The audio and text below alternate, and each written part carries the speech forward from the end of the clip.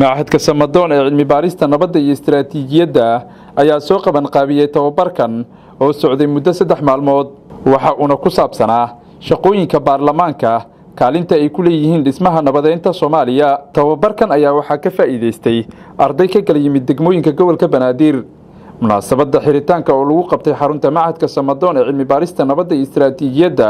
ayaa waxa ka soo qayb galay xildhibaano, arday iyo bulshada qaybaheeda kala duwan. Xildhibaan Garaad Yuusuf Maxamuud oo ka tirsan baarlamaanka Galmudug isla markaana ahaa macallinkii bixinayay cashirada intii uu socday tababarka ayaa u mahad celiyay macahadka Samadoon kuna bogaadiyay shaqada ay u hayaan ummadda Soomaaliyeed. waxaan markii ugu horeysay ka hadalnay baarlamaanka iyo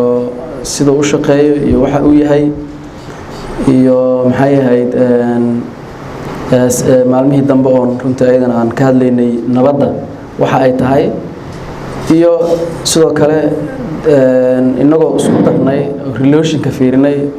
labada variable ka dhaxeeya doorka baarlamaanka uu ku leeyahay nabadda iyo sidoo kale sooyaalka baarlamaanka Soomaaliya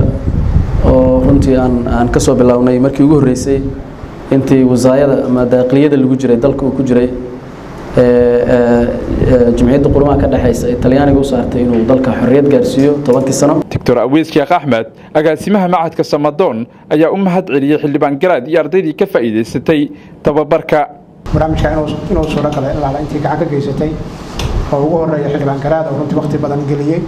3 maalin oo seminaarka socdaan inoo soo jeedinayay sidoo kale dhalinyaradii barnaamijkan fududeynaysay iyo tiimka Samadoon oo hadal jeer u taagnaa inuu barnaamijkaas si fiican ku dhamaado. dhammaantiin oo isku duuban waxaan ilaa waa mahadsantihiin runtii dadaalka bixisay. xildhibaan Warsame Maxamed Joodax, xildhibaanad Safiya Xasan Nuur iyo xildhibaanad Aamina Cali oo xiritaanka munaasabadda ka hadlay ayaa dhammaantood kula dardaarmay ardaydii ka faa'iideystay tababarkan inay u gudbiyaan bulshada cashiradii ay ka faa'iideysteen. waxaan leenahay guuleysta waxaan leenahay insha Allah kuwa berito iyo maantaba dadkeena iyo dalkeena badbaadiyo talo fiican iyo ra'yi fiican iyo maskax fiican iyo hawada iyo badiya biri inaan u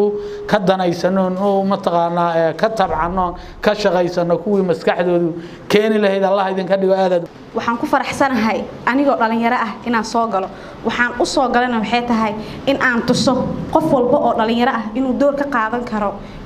dalkiisa qof walba oo Soomaali ah dhalinyaraha ahaado qof weyn ha ahaado u baahan yahay dalka inuu u istaago oo wax u qabto haddaan dhalinyaro nahayna anaga dalkeena samata bixin karno oo kor u qaadi karno dal walbana dadkiisa dhalinyarada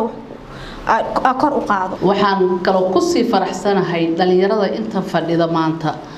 oo diyaar u ah in ay waxbarashadoodii oo wadanka looga hadlaayo nabadda baarlamaanka iyo sharci dejintii ay wax ka bartaan.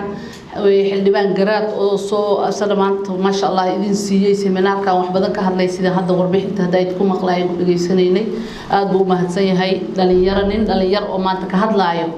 oo sharci dejintii idin